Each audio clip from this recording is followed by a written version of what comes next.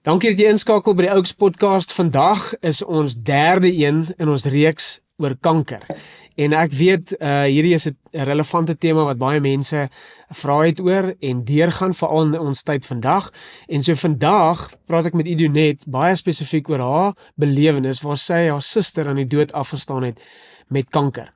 Nou hier is die kikker. Ons het wonderwerke gebeleef en oor gepodcast.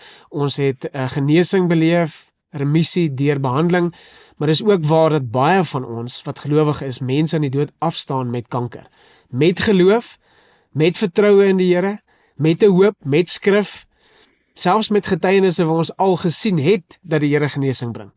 Maar hoe navigate jy deur ek het iemand aan die dood afgestaan aan kanker of enige ander siekte en ek het die Here vertrou? Kan ek die Here vertrou? Kan ek hom weer vertrou hierna? Hoe navigate ons deur daai in ons verhouding met hom?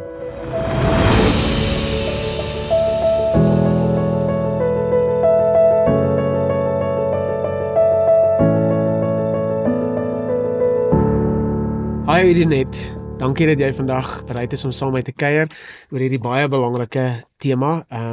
Ek en jy het in ons gesprek baie gepraat oor wat hier voor gebeur het en die getuienisse wat ons reeds opgeneem het.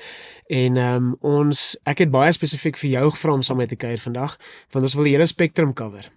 Kanker het 'n klomp stories en siekte eintlik oor die algemeen in ons tyd vandag. En ons leef in 'n tyd waar daar soveel sosiale media input is. Die een sê dat daai YouTube preek sê dat en my ervaring is baie keer dat in dit groepeer mense baie rondom die wat sê wat hulle graag wil hoor. Maar as jy dan na grondvlak toe gaan, is daar 'n klomp goed wat nie oor gepraat word nie, wat reël is en moeilik is om neer te navigate. Ek dink aan ons eerste getuienis ook met Charlotte, was dit baie dieselfde, al het ons 'n getuienis van 'n wonderwerk, was die proses 'n baie moeilike proses om deur te loop. So, en ons gee nooit airtyd aan wat is dit en wat gaan mense deur nie. En so ek wil sommer van die begin af sê, hierdie getuienis is baie spesifiek besluit op, omdat daar van ons mense is wat wel na hierdie podcast kyk, wat iemand aan die dood afgestaan het. En dis hoekom ek vir Idonet gevra het om vandag saam te kuier, om te praat oor die dinge wat daar nie gepraat word nie, maar ook om te praat oor hoe kom ons by 'n punt om saam met die Here deur hierdie baie moeilike goed te navigate. So baie welkom, is lekker om jou te kuier vandag. Jy is deel van ons bands, al vir 'n ruk. Sy is een van ons worship leiers op die verhoog, en ons ken mekaar al vir 'n ruk en baie goed, so dis vir my lekker om met jou oor jou storie te kuier vandag. Wil jy net 'n bietjie met ons deel, wat is dit in jou verhaal, jou verhouding met jou sussie, wat het gebeur? Vertel ons die storie. Okay, dankie Rassie. So, my sussie is gediagnoseer met borskanker aan die begin van 2022. En sy het eintlik al van 2019 af het sy gevoel iets aan haar bors is nie reg nie, maar sy is misgediagnoseer. Okay. Ja, 2 jaar lank.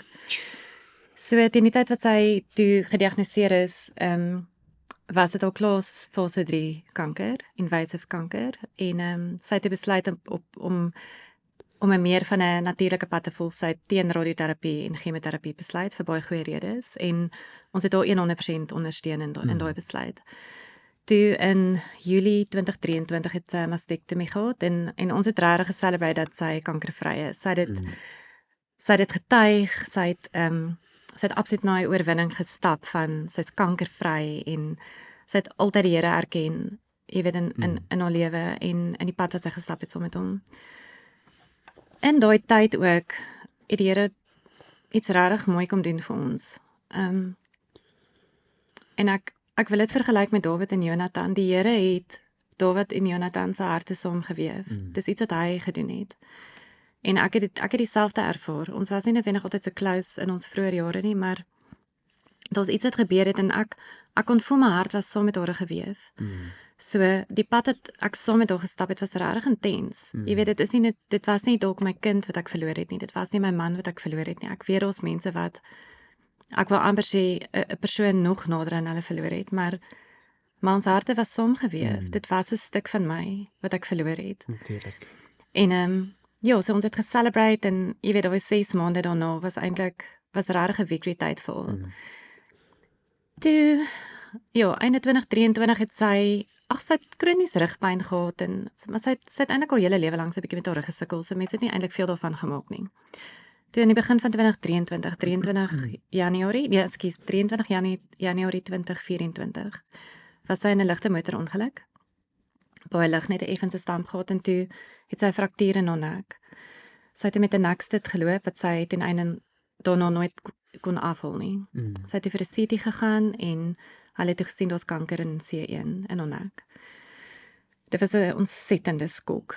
En inteendeel sy het dit heeltemal ontken. Dis nou hoe lank na die mastektomie? So dit is 6 maande na die mastektomie. Ja. So dit het toe versprei na haar bene toe en sy het dit heeltemal ontken. Ons mag nie die woord kanker gebruik het nie. Ek het sommer dadelik besluit ons gaan nie staan vir hierdie nie. Sy gaan leef. Ons het dit geproklameer. Ek het geweier om daar te gaan, om selfs te dink sy kan doodgaan. Ja. Ek het regtig volhartig saam met haar geglo. Toe het sy vir 'n opvolg-CT gegaan. Ek dink dit was maar bloot omdat sy nie verligting gekry het nie en jy weet verder pyn ervaar en sy het toe weer vir 'n opvolg-CT gegaan en dit is toe bevestig dat dit nog verder versprei het. Dit het toe versprei na haar rib toe, na skedelbeen toe en ook verder af aan haar rugstring. Ja, en dit sy was basies bedleend, sy kon beperk opstaan, sy het ontsettende pyn gehad, sy het verskriklik gelei. So van 2024 begin, daai hele jaar feitelik bedleend. Ek het kort afgegaan Stilbaai toe om te ondersteun en om te help en November 2024 het sy toe haar heupe gebreek. So dit het toe al versprei na haar heupe toe en toe is sy bedleend. Sy kon nie meer beweeg nie, soos glad nie. Sy het voltydse mediese versorging nodig gehad. En logies omdat ek so saam met haar geveg het, jy weet ek het regtig gevoel soos 'n Aaron en haar jy weet het haar hande in die lug gehou het en so dit was baie intens. Ek moes baie mooi myself in daai tyd my fokus op die Here hou en nie op die omstandighede nie. Dit was so seer en so intens dat dit met tye regtig nogal angs veroorsaak het ook by my. Ja, ek is te weer November af nadat sy haar heupe gebreek het en daai Desember was ons as gesin weer af en toe Januarie sy het so 'n bietjie van 'n relapse gehad, baie lyding. Ek dink vroeg 2025 was ek weer daar en toe 17 Mei 2025 laas jaar, dis 9 maande gelede, sy oorlede. Sê gou vir my hoe oud sy was, hoe oud sy ouer is, jonger as jy? Sy is ouer as ek, sy was 44. 44, ja, my size Dis nou. bloedjong. Ja, dankie, baie dankie. Dis regtig. Weet jy, dis 'n ongelooflike pad om te stap en ek dink maak nie saak of dit jou man, jou suster of wie ook al is nie. Wanneer jy naby aan iemand is, selfs 'n vriendin, maar in familie, baie spesifiek, so iets anders wat aan 'n ou gebeur, as jy daai pad moet stap. En ek dink, ek is baie dankbaar dat jy dit verwoord, want baie van ons podcasters en mense en ouens wat in die boodskap kry, sal kan assosieer daarmee om te sê, wanneer jy hierdie nuus kry, is dit amper soos 'n death sentence, maar partykeer, ouens verloor moed, ander ouens is asof geloof in hulle opstaan en om die pad saam te stap. So sê vir my, wat ek en jy in ons gesprek voor die tyd baie oor gesels het is, vandat jy gehoor het, hierdie nuus gekry het, is iets anders wat in jou opgestaan het. So jy sê nou, jy verwys nou na die oomblik waar jy gesê het, ons gaan nie staan hiervoor nie. Ons gaan nie hierdie vat nie. En ek weet dat daar's baie kontroversiële goed wat mense sê en luister na, maar iets het in jou opgestaan wat 'n vaste geloof gehad het. So vertel net 'n bietjie vir my, wat het in jou opgestaan en hoe dit gevoel vir jou om te dink, ons gaan nie hiervoor staan nie, ons gaan die Here hiervoor vertrou en sy gaan leef. Is daar 'n switch gewees, of iets, is daar net 'n besluit, iets in jou opgestaan, het die Here met jou iets gedeel, wat het na die oomblik gebeur? Ja, so dit's logies na die tyd, jy weet ons sy dood was, het ek logies baie vrae gehad, want so sy het haar nek gebreek en ek het toe die eendag gaan fietsry en ek hoor die Here sê ek moet vas, ek moet vir haar vas. En ek het eers 'n bietjie met hom gestry daaroor want ek was nie baie lus nie. Maar ek het en daai aand het ek 'n droom gehad, 'n baie duidelike droom. En die detail van die droom gaan ek nie nou deel nie, maar die kort en die lank is dat op grond van die droom en die afleiding wat ek gemaak het, is dat sy gaan leef. Nou, wat ek nou besef is dat daar waarskynlik baie meer aan die gang was en op 'n geestelike vlak. Jy weet, was hy besig met haar en die volheid daarvan verstaan ek nog nie en miskien sal ek eendag, maar ek weet sy leef. Dis net wat ek voorgestaan het was lewe hier op aarde. Ja. Maar ek bedoel om te rejoice daaroor dat sy by hom is en ek weet sy is by hom is eintlik by verre meer belangrik. Ja. Dis net die pyn maak dat mens nog nie altyd daai rejoicement kan hê. En daai Dat sy realiteit by hom is verstaan nie. nie. Ja. Okay, maar daai droom eintlik het gemaak dat ek 100% saam met haar gestaan het en net geweet het sy gaan leef. Dit was nie eers 'n glo nie, dit was soos jy gaan leef. Soos 'n wete, 'n vasheid. En ek besef dat ek het baie na die tyd het ek logies baie innerlike konflik, baie gesprekke met die Here en het ek baie gewonder hoekom want ek glo hy het my in daai posisie gesit, maar hoekom het hy my geposisioneer om so volhartig te glo? En was dit nie dalk sodat sy die tydperk kon sien, jy weet ook hoop gehad het en hy sy werk kon voltooi in haar wat hy moes. Jy weet, ek glo hy het my gesit vir 'n rede in daai posisie van hoop, want dis ook wie ek is. Ek is 'n verskillike hoopvolle mens. Ja. En selfs al leef sy nie en sy is oorlede, is daai hoop nie weg nie. Ja. As iemand vandag van my sê hulle het kanker, gaan ek net so volhartig saam met hulle hoop en ek gaan ook glo hulle kan leef.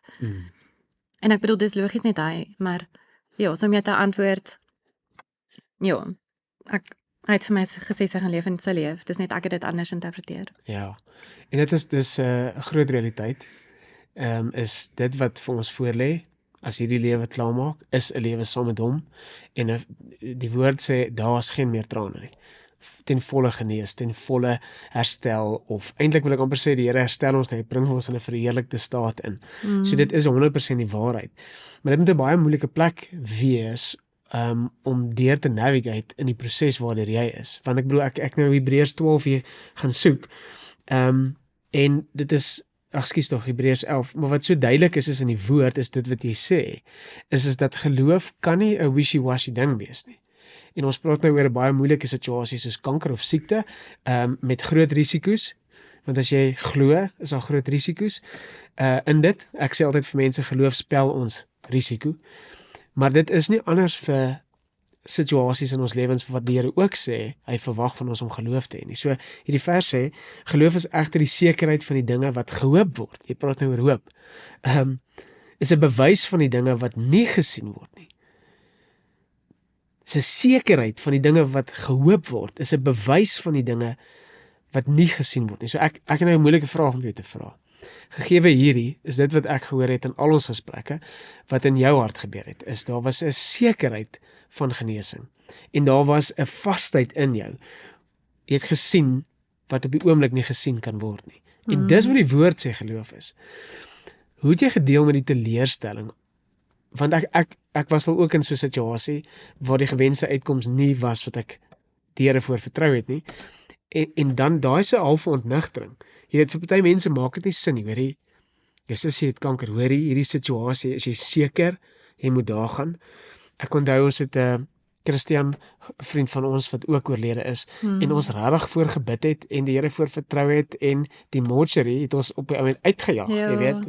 Ons het net Ek het al baie daaraan gedink. En ons het net die Here vertrou en daar was net 'n ek onthou op daai dag was daar net iets in my wat geland het wat gevoel het hierdie is moontlik. Hierdie is moontlik. Die Here kan actually hierdie doen. En dit het ook nie gebeur nie. En ek onthou op die begrafnis self was daar 'n familielid wat tot op die begrafnis self in hoopvolle geloof was dat ons vriend gaan opstaan hier vandag. So hoe het jy gedeel met die teleurstelling van Here, U wys my, U praat met my, is 'n vasheid in my. Ek vertrou nie net U van nie, ek glo dit. Ek sien dit nie, maar ek glo dit. En dit het op 'n ander vlak gebeur het. So hoe het jy as persoon hierdeur genavigate? So eerstens, as jy praat oor Christian ook, jy weet, hulle, sy is oorlede die 17de Mei laas jaar, die 30ste Mei is hy begrawe. En soos ons al graf gedraai het en hulle al afgesak het in die graf, het ek nog geglo sy kan opstaan. So, dis asof ek nie ten volle gerou het al nie, want ek het eintlik nog gehoop.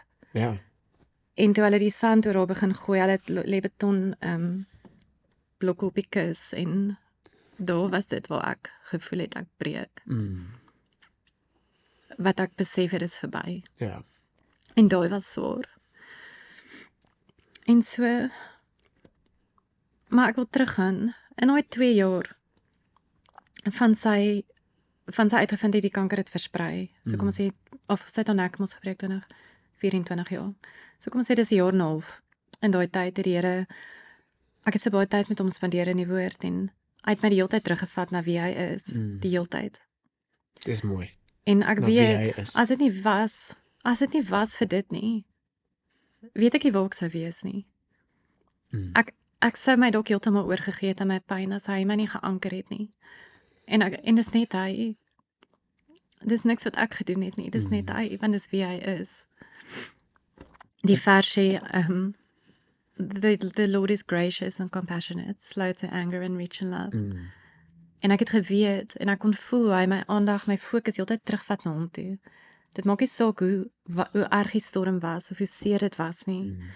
En so om jou te antwoord is, dit is hoe ek sal nou kom by na die tyd, maar dit het gemaak dat ek na die tyd geweet het, of dat hy my kon help. Jy weet, om ook weer heel te word. 100%. So dit is so mooi. So wat ek jou hoor sê is, as jy het skeiding gebring tussen wie hy is en wat ons baie keer vra hy moet doen. En dis 'n moeilike onderskeid om te doen. So hoe het hy jou aandag gefestig op wie hy is?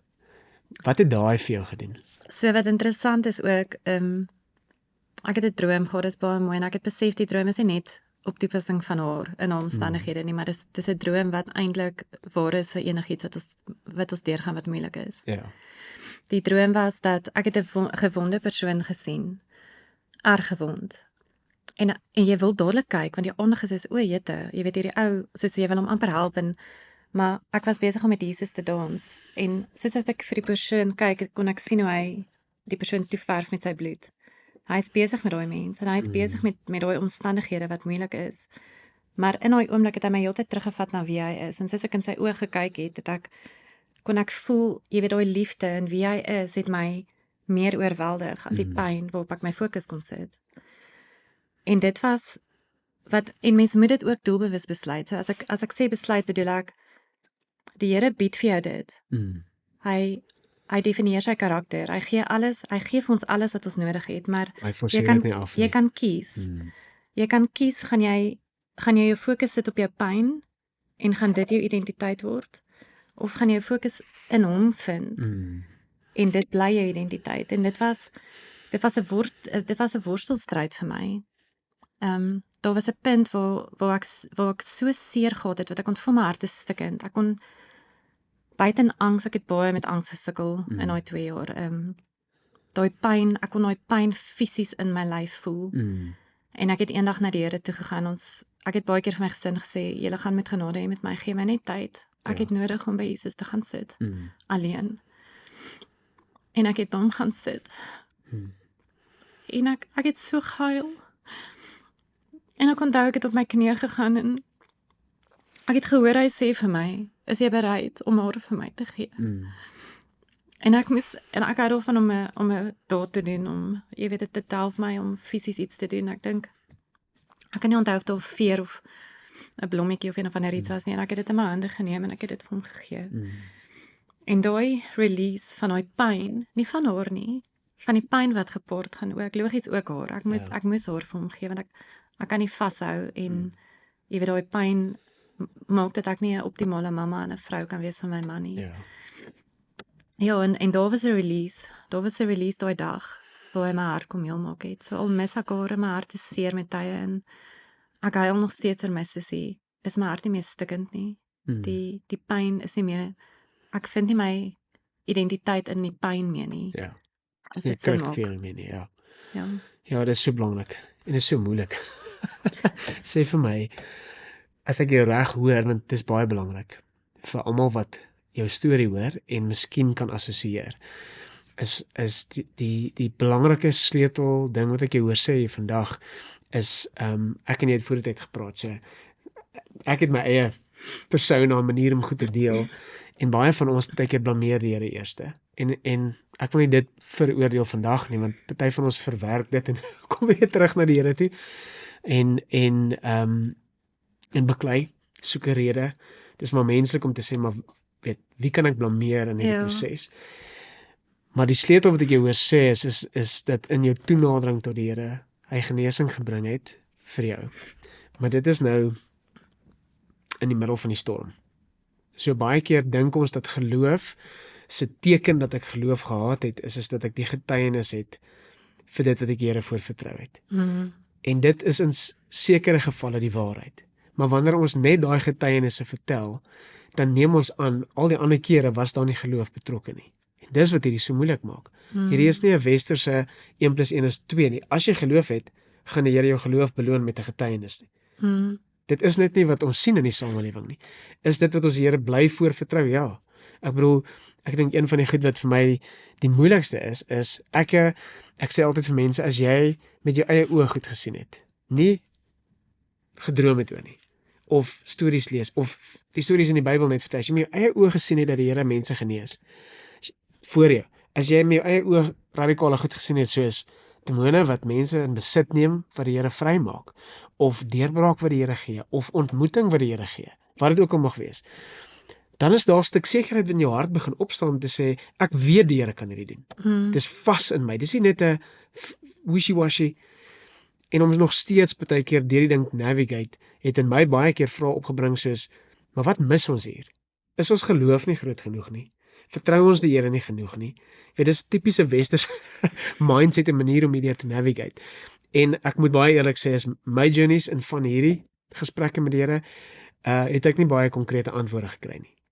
Die Here probeer altyd kom en sê, maar ek is nog steeds hier. Ja. Ek wil jou ontmoet.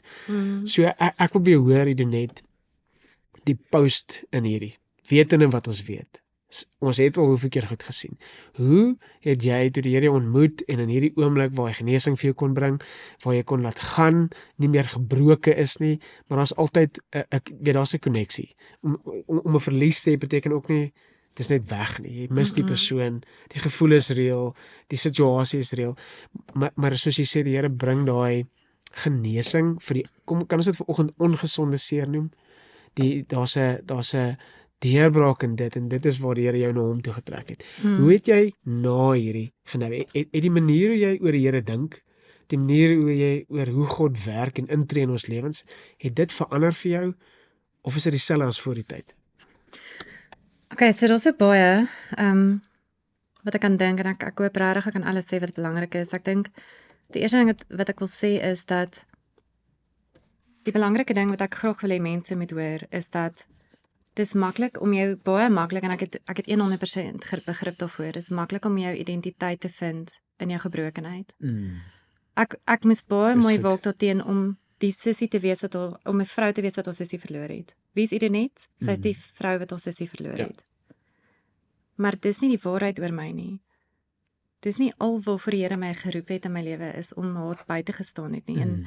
En ek het selfs na dood, selfs na hy my hart heel gemaak het ek weer so 'n bietjie gerelapse en in tye verval waar ek goed leuns geglo het, wat ek terug moes gaan na die waarheid toe. En dit was eintlik nogal rof, so in daai 5 maande na dood het ons so baie goed gebeur, daar was baie worstelinge in my hart. Selfs na ek by hom gaan sit en die pyn vir hom gegee het. So die realiteit is ook, jy gee nie 'n pyn vir hom en alles is okay en jy, Dis 'n pad wat jy met die Here stap. dis 'n pad wat jy stap, en ek dink daar moet genade wees vir mense, en as dit jy is wat daardeur gaan ook, jy weet, om genade te hê met jouself, om nie te voel, mense kan so maklik voel, dis nou verby, jy moet nou okay wees. Ja. Ek het baie keer so ook so 'n bietjie ervaar, daar's nie noodwendig altyd begrip vir hoe lank dit vat om te rou nie. Ek rou nou nog oor haar. Maar om nie jou identiteit in die pyn te vind nie, om nie die leuns wat jy moontlik kan glo te bly glo nie. Jy weet, daai goed moet jy by die Here mee gaan sit, en dis my uitnodiging. Dis harde werk, Vat nee. daai tyd, jy moet dit doen. Jy moet dit doen. Dit gaan nie van self gebeur nie. Jy moet met hom gaan sit. Jy moet aangesig tot aangesig met hom wees. Bære jou foon. Maak jou deur toe. Maak tyd. Maak tyd. Dit gaan nie net weggaan nie. En ek dink dis regtig die kern van my hart wat ek wil deel vandag, is dit. Ons hardloop so, en jy kan dalk voel daar's 'n druk op jou om vinnig daarmee te deel, of jy het ander verantwoordelikhede, jy's 'n mamma, of jy Of jy is besig en jy deel nie daarmee. en jy het nie tyd nie. Ja. Maar die probleem is dat of 5 maande of 5 jaar verbygaan, as mens nie met die Here gaan sit met daai goed nie, Ja. dan gaan dit op bly. Ja. En ek het soveel keer besef, jy weet, daar's 'n gesegde wat sê tyd genees, en ek stem nie saam met dit nie.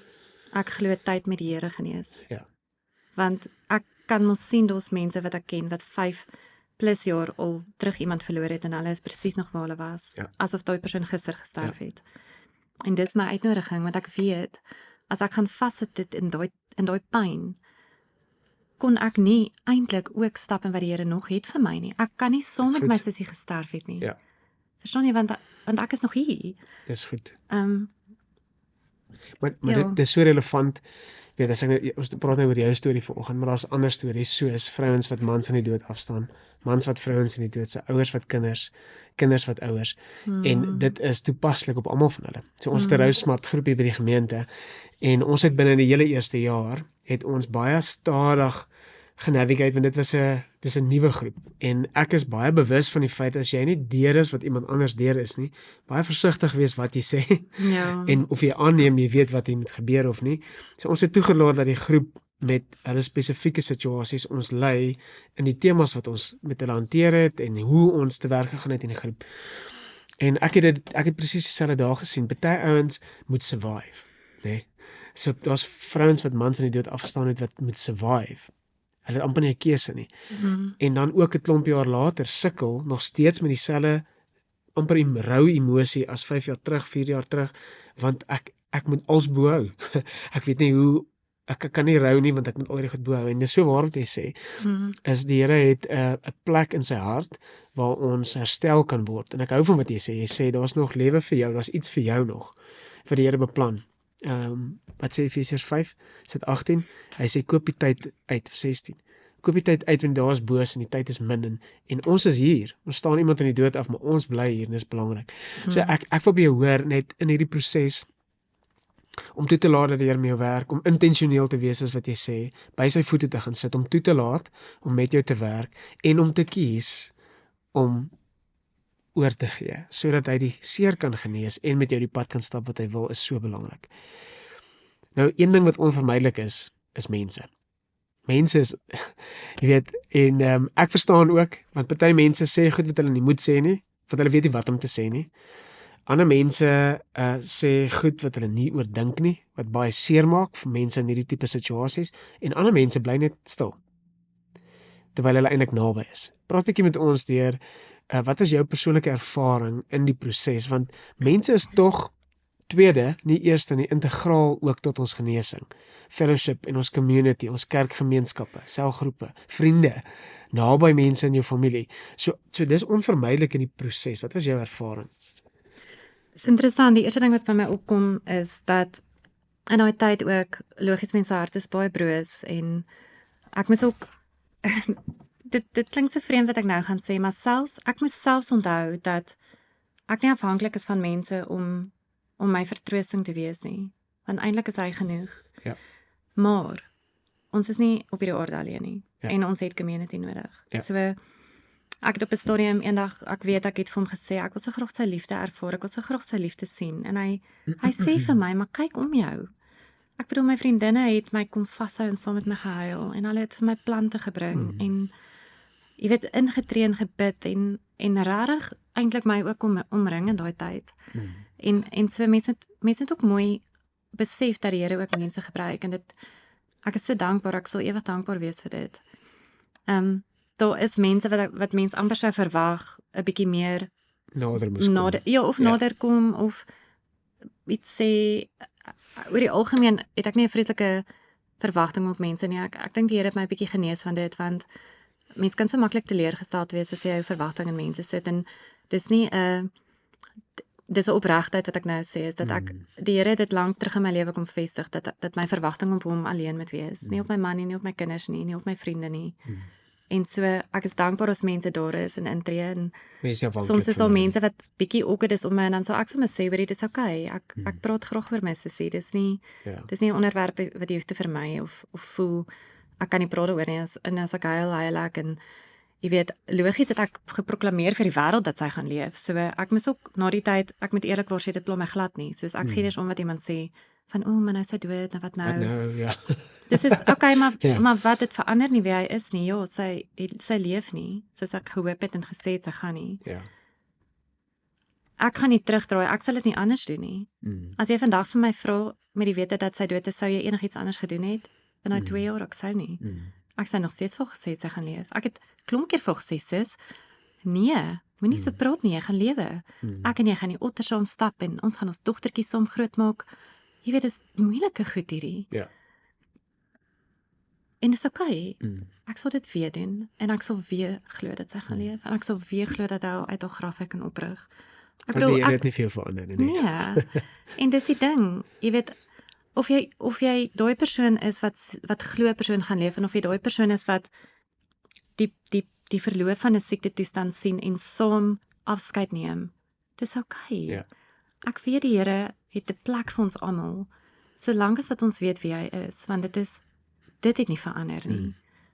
En as mense, ek kan selfs agtergekom het in party gesprekke is dit, jy weet daai amper of ligtrap om my, want dit is al weer, dan ek het nog geglo sy gaan dood gaan en het dit my hart teenoor die Here verander en dit het nie, want ek weet wie hy is en dit bly my waarheid. Ja.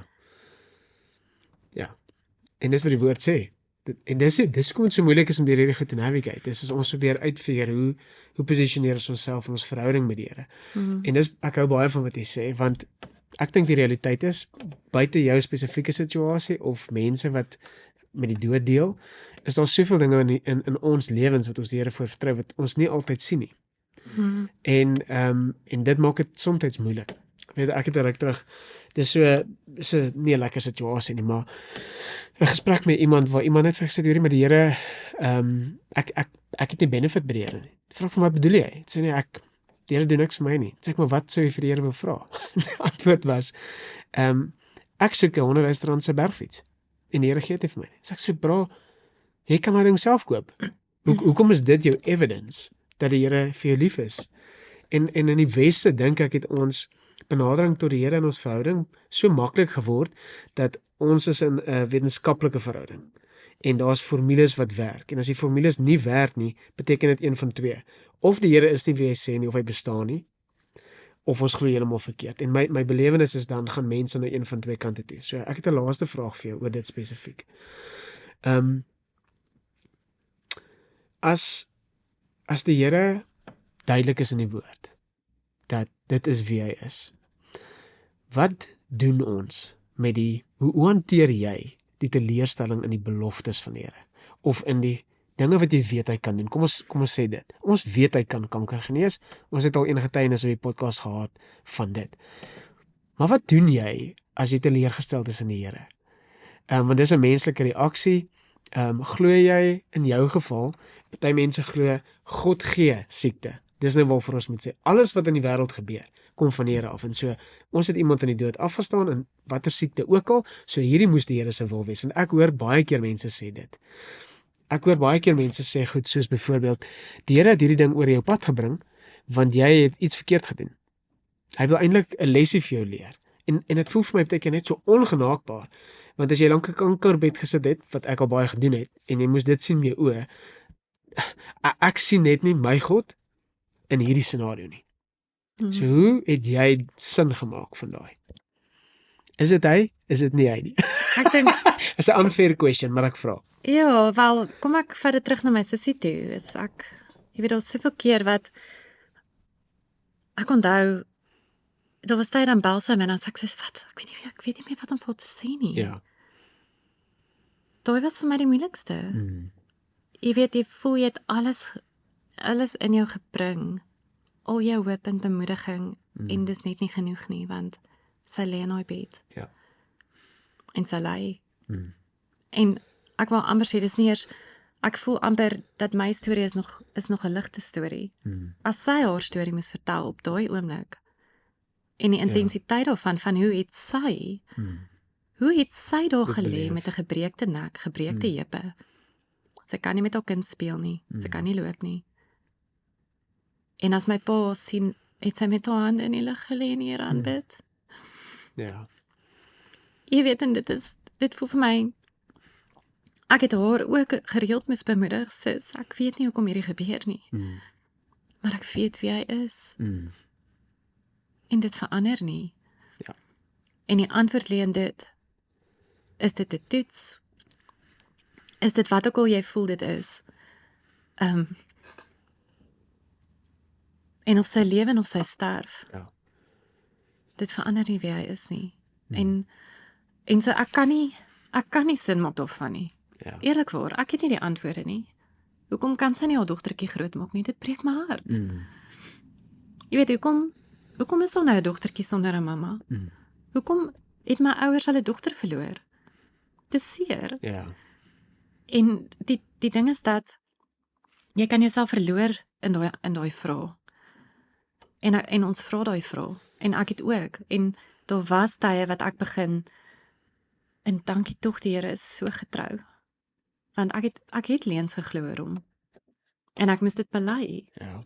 En ek kan so getuig van keer op keer wat hy my ontmoet het, presies waar ek was. Of ek kwaad was en of ek hartseer was en of ek verward was en of ek leuns geglo het. Hy het my elke keer ontmoet. En hy het elke keer waarheid Want hy gebring. verander nie. Want hy verander nie. So hy ontmoet jou presies waar jy is. Dit laat my dink aan hierdie skrifgedeelte. Altyd in hierdie tipe van gesprekke of in moeilike omstandighede, en dink ek aan hierdie die Afrikaans sê hom op 'n sekere manier wat baie mooi is, die Engels amper vir my nog mooier. Hy sê Romeine 5 vers 3 tot 5, maar dis nie al nie, ons beroem ons ook op verdrukking, swaar kry, sê die ander vertaling.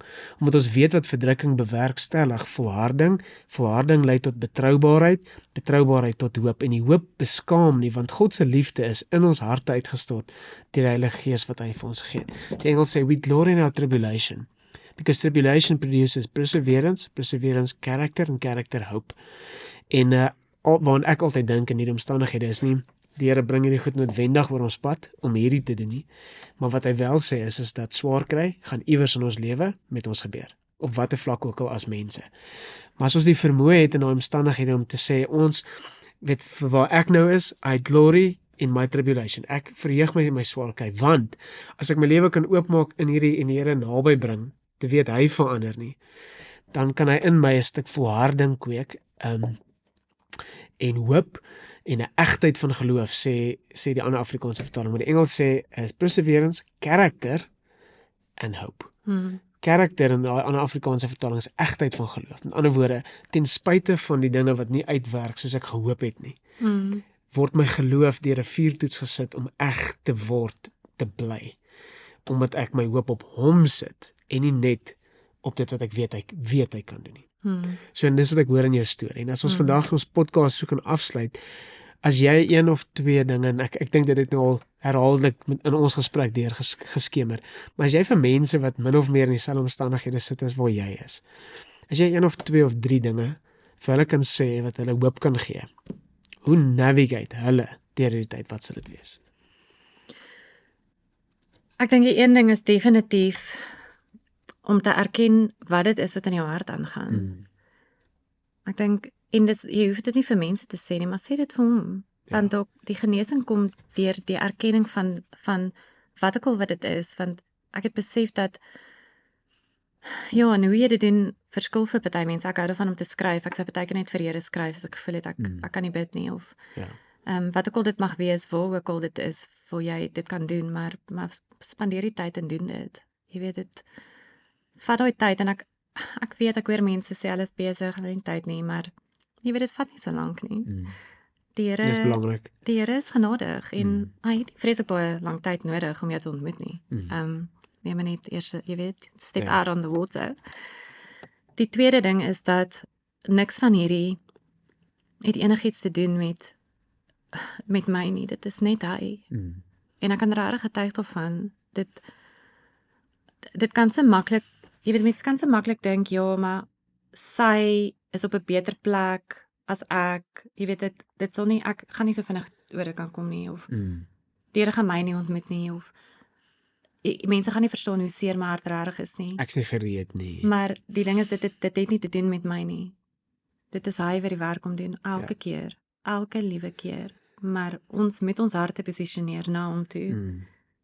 Jy weet, want as jou hart wegdraai van hom af, dan raak dit moeilik, want jy het toeganklikheid nodig tot hom. So dit sou wees wat ek definitief wil sê. En dan ook om in die tydperk na dit, jy weet, dis nou maar 9 maande. Ek het nou my eerste verjaarsdag gehad sonder haar verjaarsdag is volgende maand. Jy weet, 'n jaar van haar dood kom naby, so ek is nie klaar met hierdie pad nie. Maar ek weet wie hy is, en ek weet, dit maak nie saak wat dit is wat nog moontlik kom nie. Selfs, jy weet, ons het nog 'n groot rol na dogtertjie se lewe wat ons moet speel. Maar ek vertrou die Here dat hy ons sal lei stap vir stap. Ja, dis so goed. So hier is wat ek jou hoor sê, erken waar jy gaan, dis baie belangrik. Baie ouens spreek lewe en dood oor die goed, maar hulle erken nooit oor die mis wat ek actually voel of weet waar ek gaan nie. Tweedens, jy sê erken die Here in die proses. Nommer 3, hê genade met jouself in die pad wat jy stap, want dis 'n pad. Dis nie 'n ding wat net binne 'n paar maande net verdwyn. Erken waar jy gaan, erken die Here en hê genade met jouself in die pad. Sal jy omgee om vir mense wat deur soortgelyke situasies te bid as ons afsluit van ons podcast vandag? Graag. Papa Vader, dankie dat jy koning is. En dankie dat jy 'n lewende koning is. Dankie dat ons pyn ons nie hoef te definieer nie. Dankie dat jy meegevoel het met ons pyn. Ek weet dat jy saam met ons hartseer is en dat jy nie 'n ongevoelige God is nie. Want die woord sê, jy is 'n liefdevolle, genadevolle, compassionate papa. Compassion is 'n diep meegevoel. En dankie dat ons met al ons pyn en vrae na U toe kan kom. Dankie dat ons hoef nie perfek na U toe te kom nie, want dan gaan ons nooit na U toe kan kom nie. Ek bid vir mense wat deur dieselfde gaan, of dit is of hulle 'n kind verloor het, of 'n geliefde, of 'n sussie, of 'n vriend. Wie dit ook al mag wees, wat naby aan jou hart is. Here, bid ek dat jy hulle sal ontmoet waar hulle is. Ek bid dit. En dat daai mense die tyd sal vat om na U toe te stap. Soos Moses op moes stap na die berg toe. Hy moes 'n aksie neem om U te ontmoet. Bid dat daai mense aksie sal neem om U te ontmoet. En soos hulle na U kyk, Here, dat U hulle sal transformeer en daai pyn sal kom genees. Al is daar nog hartseer, maar daai stikkende, wat ook al dit mag wees, dat U dit, soos U ook in die woord sê, sal neem en iets moois kom vorm. Because you create beauty from ashes, Here, en ek bid dat daai as en leweloosheid, wat mense ervaar in hulle harte met verlies, Here, dat U dit sal kom mooi maak. En dat mense sal kan getuig van 'n papa wat kom genees het. Mag hierdie getuienis die harte bereik wat dit moet. En mag hierdie saad in die grond val en vrug dra. Ons eer U en ons is lief vir U. Amen. Amen.